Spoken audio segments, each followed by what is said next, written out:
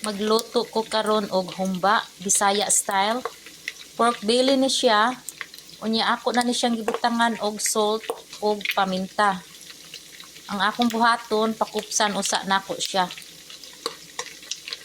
Pwede na ni siya kay nag-brown na siya.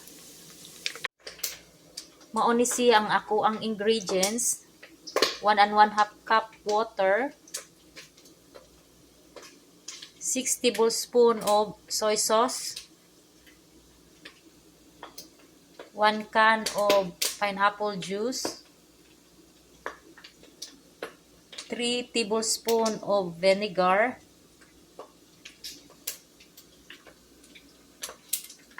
Black salted beans.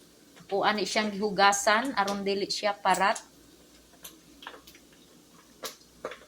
Onions. Garlic. 1 tablespoon of ground black pepper. Og 2 tablespoon of brown sugar. Igisa na nato ang onion.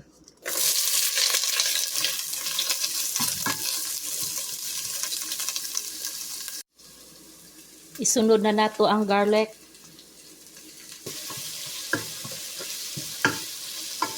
Isunod nato ang pork belly.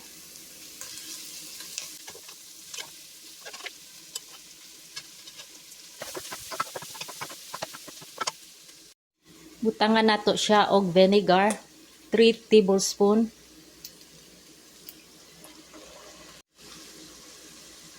I-add nato ang soy sauce, 6 tablespoon. Ang paminta, 1 tablespoon. Brown sugar, 2 tablespoon. 1 can of pineapple juice. Ato siyang ukay-ukayon. Butangan nato siya og pangpahumot, bay leaves og star anise.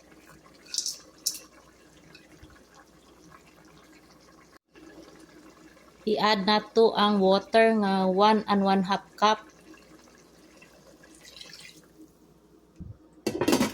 Takpan nato og pabukalon hantod nga mo tender na ang iyahang pork belly.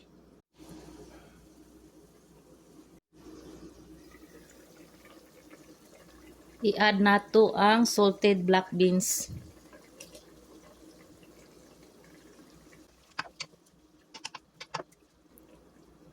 Hubasan nato siya gamay.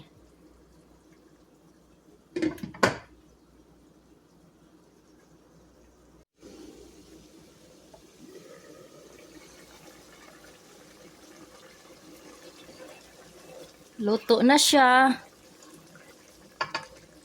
Indot kay ang kulay niya, oh. Brown na brown. So, mauna siya ang Bisaya humba ni Angel May, Bisaya American. So, mauna siya nga klase nga humba nga ako ang gusto, guys.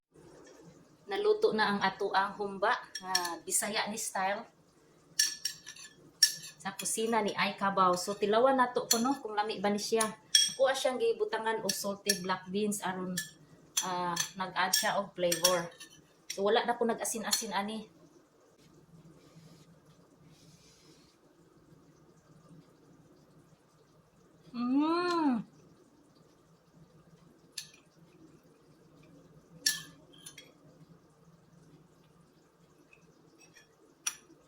Grabe, kalami siya, guys. Mauna siya akong names nga klase nga humba. Perfect kaayo siya pag luto na ako. Nami jud ang pork belly. Salted black beans. Lami. Taon ta.